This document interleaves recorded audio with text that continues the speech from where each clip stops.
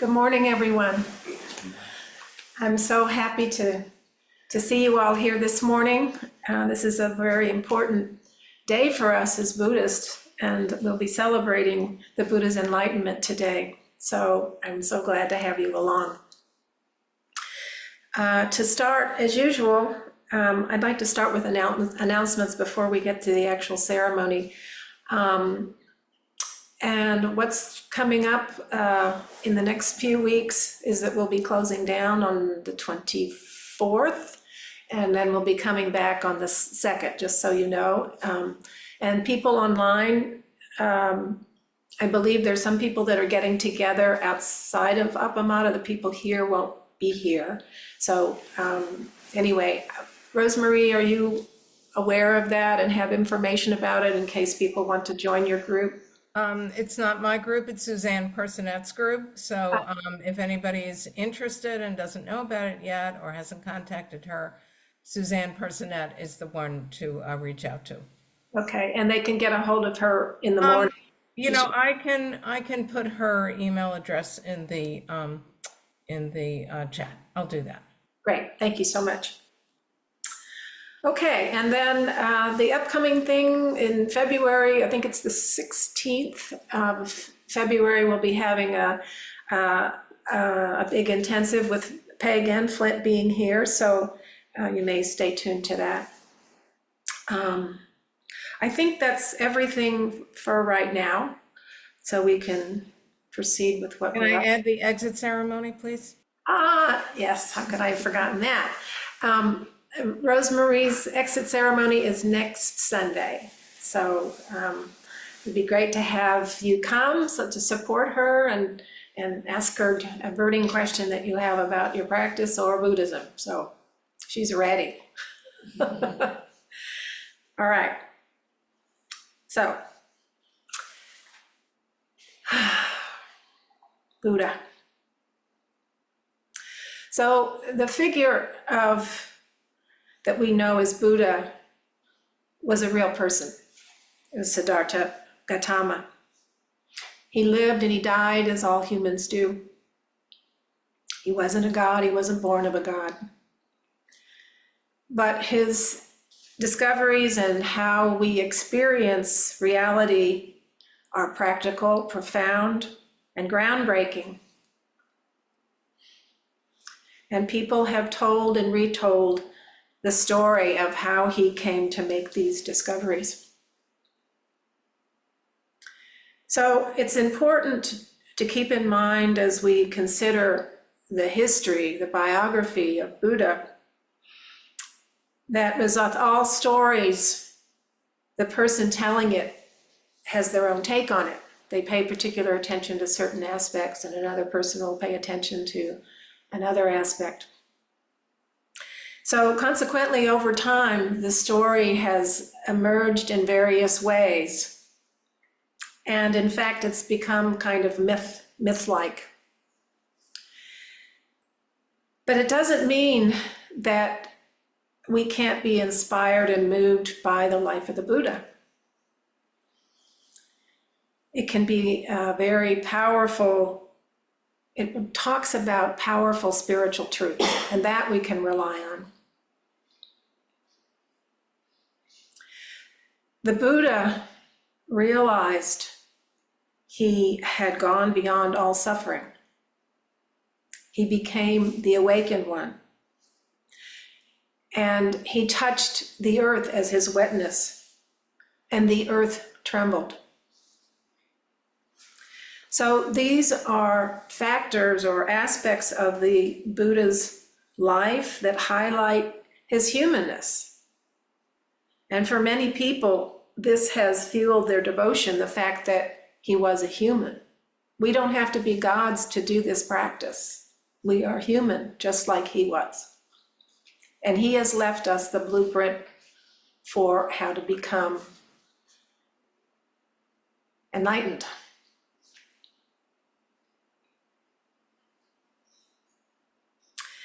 So,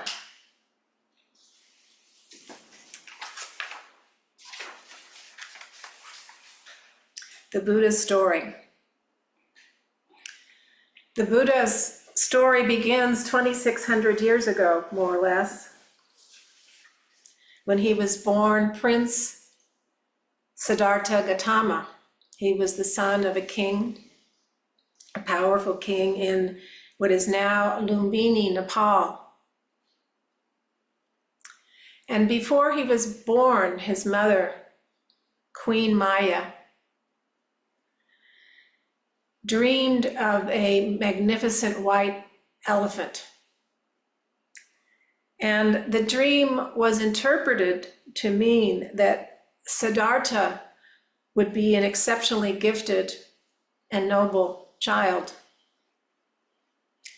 And his father, the king Suddhodana, was told by spiritual advisors that he would either be a king that would rule a large area, or he would be a successful ruler, or he would be a great spiritual teacher.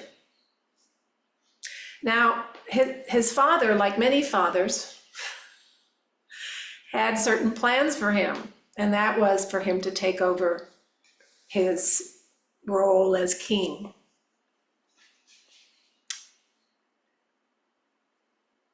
Shortly after giving birth, Maya died, leaving Siddhartha in the care of her sister. I want to say Mahapajapati, but she wasn't a Maha quite yet, I guess. Pajapati, there we go. So Siddhartha the plan was for him to follow in the footsteps of his father and become a great king. And that's what Suddhodana thought was best. And so in an attempt to steer him away from spiritual things and to bring him into the fold, he kept him very well protected. He was to remain in the grounds of the kingdom within the palatial area. And he was forbidden to leave. Well, young boys being what they are, at some point he became curious. And so he asked his aide to take him out, to take him outside the grounds to see what was there. And as the story goes, on the first time he left the grounds, as they were walking around the township there, he discovered someone who was old. Now, according to the story, Siddhartha Gautama had never seen an old person. That had been kept away from him. And so he's very curious, what is this old age? And he truly felt sadness about the prospect of people aging and becoming infirm. After that, he went out again with his guide, his aide, and on that time, he came across someone who was sick, lying on the ground, he was terribly ill. And again, Siddhartha was overtaken with sadness of what is this? What is this that person is sick? And he asked his guide about that. What is this? And he explained, humans get sick. This is what it looks like, and it is sad. So he came back to the palace, and once again, he thought about this, and then he wanted to go out one more time. And on that occasion, he came across someone who had died and was lying there dead, lifeless. And he was really overtaken by the suffering that's caused once he realized that a human life is about old age, sickness, and death. And he felt such sadness about that.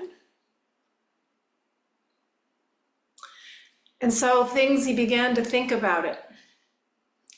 What can I do to stop this suffering, the human condition? And that got him started. He did marry and had a son. And I don't know how old the son was exactly when he left, but he decided he needed to leave this area, this home where he'd grown up, that he loved, and he had been contracted, but he wanted to discover what was the answer to relieving people of suffering. And so out into the world he went. And he found some other people in the forest, the ascetics, not aesthetics, but ascetics. And he began to practice with them. And it was very grueling. There was a lot of deprivation in these practices. And he eventually joined 5 particular monks. And he spent 6 years doing these practices. He learned from every teacher that he had, and there were like at least 3 separate teachers that were pretty well versed in what they were doing in spiritual things. But unfortunately, it took a toll on his body over time. And he too, at some point was, because he didn't eat, there's a lot of fasting involved, and he eventually fell to the ground, weakened.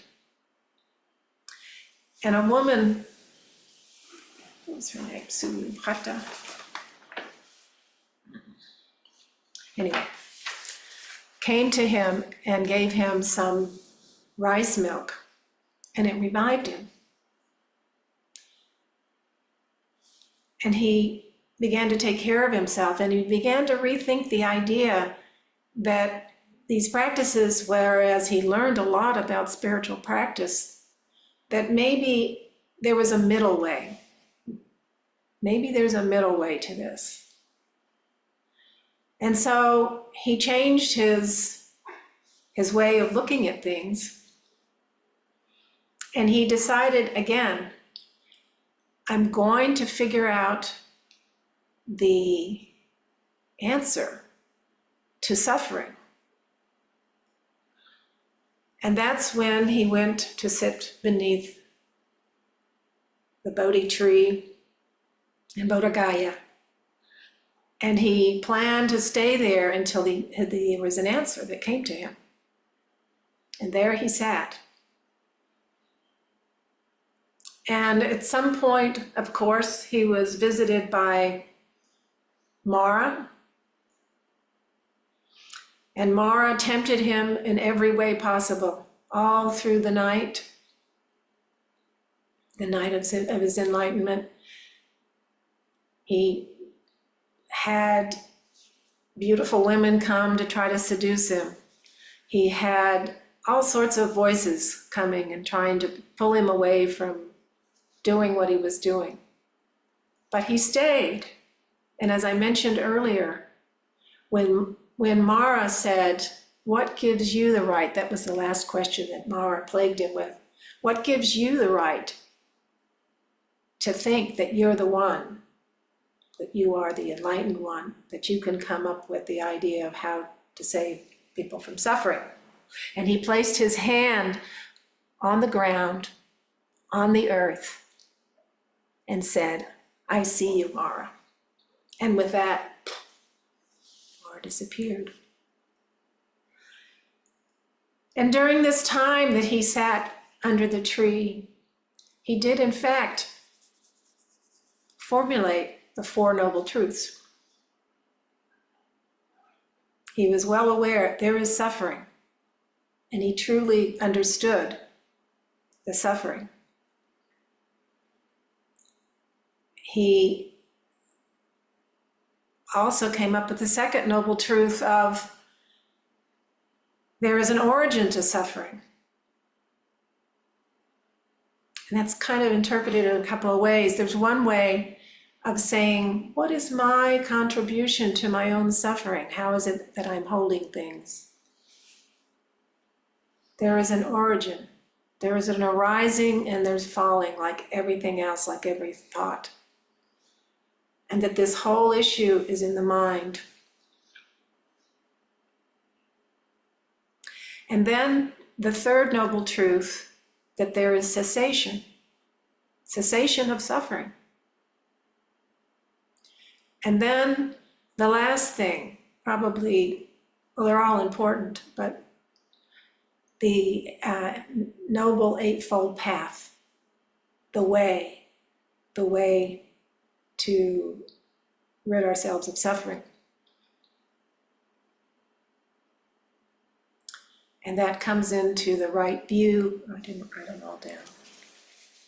Anyway, I don't know them off the top of my head. Right view, right intention, right thought, right speech.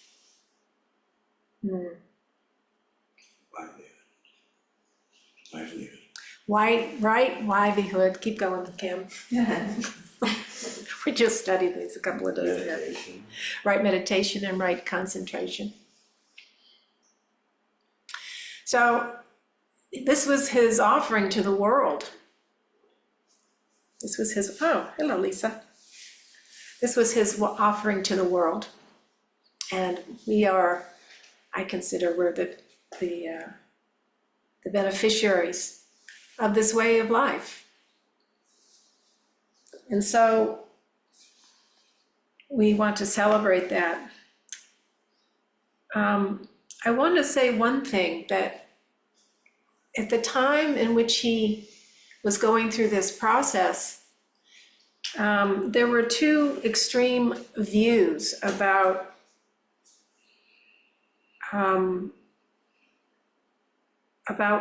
what we are. That is to say, there were people who were called eternalists, and they believed in the existence of a lasting, true soul and a permanent reality.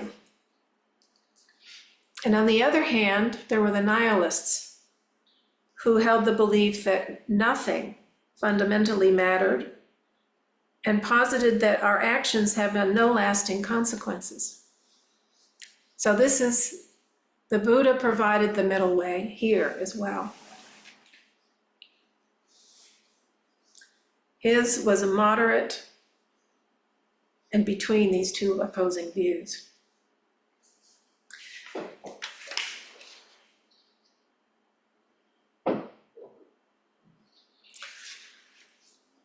Okay, here's my list. So there was more than just, there were a lot of ideas that were swirling around at the time beyond these two views, and then his view. The Buddha also was teaching about the causal chain, the 12-fold path, the 12-fold chain of original dependent origination. There it is. And he explained that these are 12 factors or conditions leading to suffering or samsara. And the first factor is ignorance.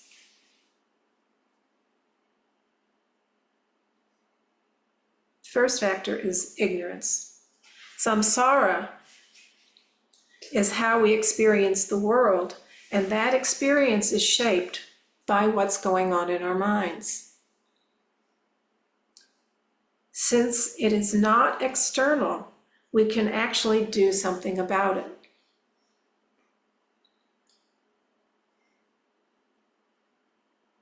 The Buddha taught that if ignorance, the first of the 12 links of dependent origination, which leads to suffering, is ended, the whole chain breaks, and suffering is no more.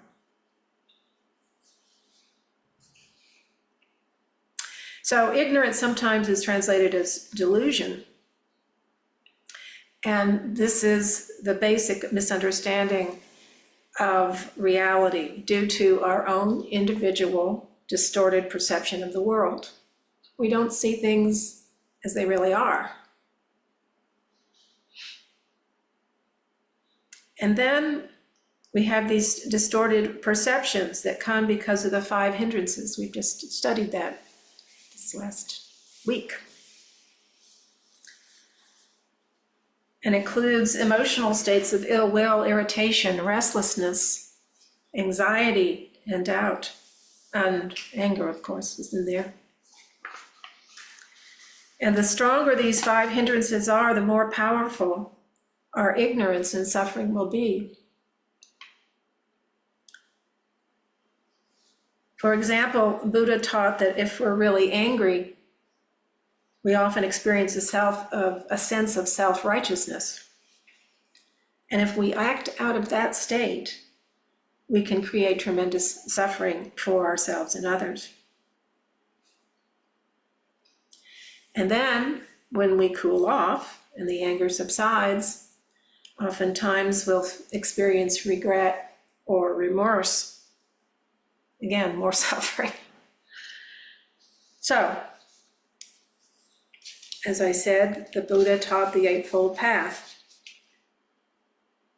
And in this way, we can weaken and go against the habits of the 5 hindrances. And if we cut the habit of ignorance, we can sidestep the dependent origination which creates the end of suffering.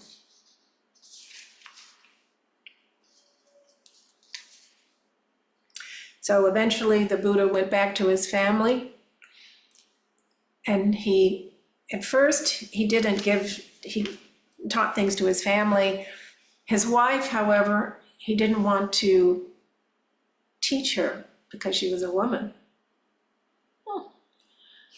But after a while, and after encouragement from Ananda, he did in fact teach her. And she was the first nun. The Buddha's wife, Yasodhara, and their son, Rahula, also joined the monastic order.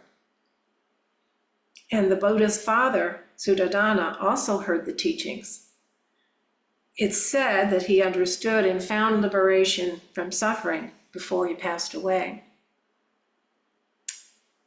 So over the next 45 years, the Buddha wandered through India, teaching all who wanted to learn.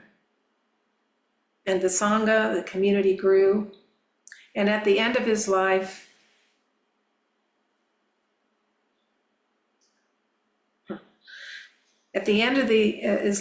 he gave a talk to the disciples who were surrounding him. And he gave his final teaching. All that is born dies. Apply yourself wholeheartedly to the path of freedom.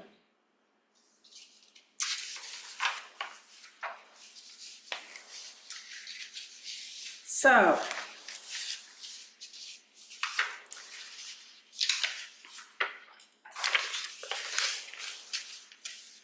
I think I'll end with that. It's clear how important his teachings have been in the history of the world. It's been around for a very long time. And in our respect and appreciation for having offered these teachings to the rest of the world, we are here today to celebrate that fact and to have this little ceremony. So we'll do a little reading from the program, and when we'll end up, so there's 2 there that are listed in the program. I think Rosemarie is offering those to you. And then we'll also read the Heart Sutra at the last. And when we read the Heart Sutra is when we're going to approach the Buddha, all of us here. If you have your own Buddhas at home, or your own altar at home, you can do the same. As if you have your flower petals and you have the Buddha, you can just circumambulate, walk around, the Buddha while you're chanting the Heart Sutra. That's what we'll be doing. So with that, let's start with, and John is going to be doing the chanting and ringing the bells for us today. So we're very appreciative of John being here.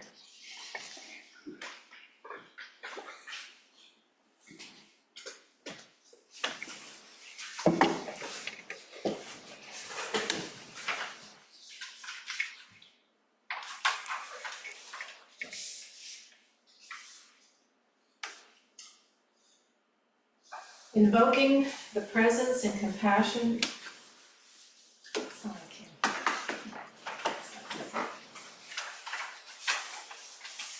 Invoking the presence and compassion of our ancestors. In faith that we are Buddha, we enter the Buddha's way. Homage to all Buddhas in 10 directions. Homage to the complete Dharma in 10 directions.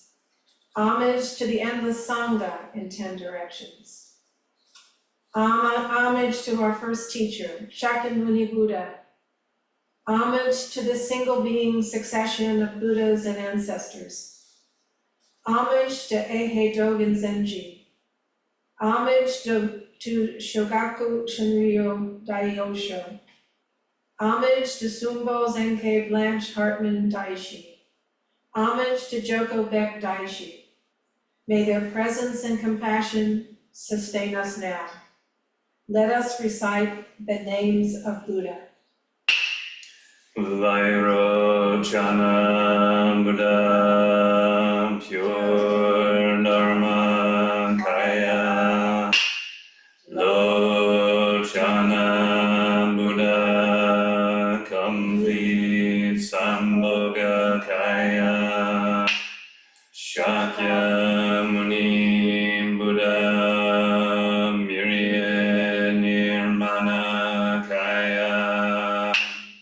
Maitreya Buddha of future birth. All Buddhas throughout space and time. Lotus of the wondrous Dharma, Mahayana Sutra. Manjushri Bodhisattva, great wisdom. Samantabhadra Bodhisattva, great activity. Avalokiteshvara Bodhisattva, great compassion. All honored ones, Bodhisattva, Mahasattvas, wisdom beyond wisdom, Mahaprajna Paramita.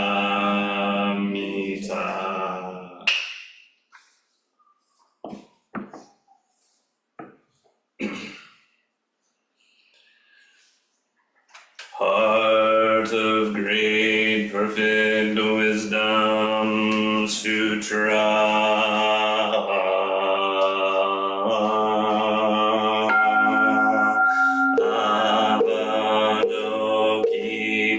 Avalokiteshvara Bodhisattva, deeply practicing prajna paramita, clearly saw that 5 aggregates are empty and thus relieved all suffering. Shari form does not differ from emptiness. Emptiness does not differ from form. Form itself.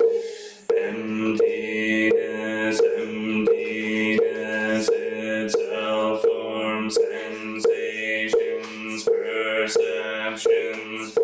formations and consciousness are also like this Shariputra.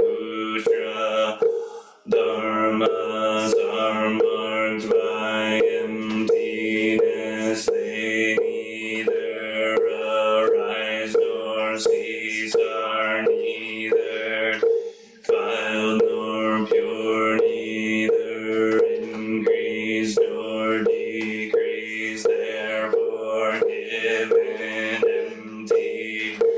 There is no form, no sensation, no perception, no formation, no consciousness, no eyes, no ears, no nose, no tongue, no body, no mind, no sight, no smell, no taste, no touch, no object of mind, no realm of sight, no of mind consciousness. There is neither ignorance nor extinction, ignorance, neither old age and death, nor extinction of age and death, no suffering, no cause, no cessation, no path, no and no attainment, with nothing to attain. A bodhisattva relies on prajnaparamita, and thus the mind without hindrance, there is no fear far beyond perverted views. One realizes nirvana. All Buddhas of past and future rely on prajnaparamita, and thereby attain unsurpassed, complete, perfect enlightenment. Therefore know the prajnaparamita as the great miraculous, the great bright mantra, the supreme mantra, the incomparable mantra, which removes all suffering and is true, not false. For we proclaim the prajnaparamita mantra, the mantra that says gate, gate, paragate, parasamgate, bodhisattva.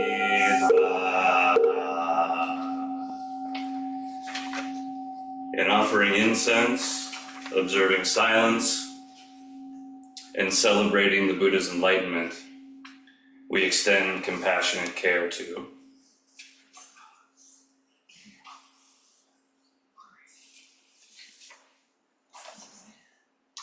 and all who are gravely ill, lacking basic necessities, or suffering violence in the world in thought, word, or deed. May they be serene through all their suffering, and may they, together with all beings, realize the awakened way. Caught in the self-centered dream, only suffering, holding to self-centered thoughts, exactly the dream.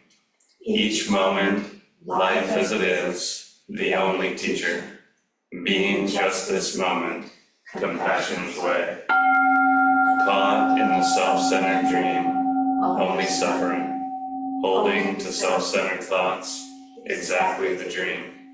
Each moment, life as it is, the only teacher, being just this moment, compassion's way.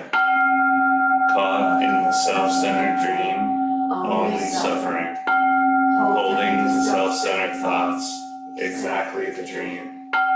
Each moment, life as it is, the only teacher, being just this moment, compassion's way.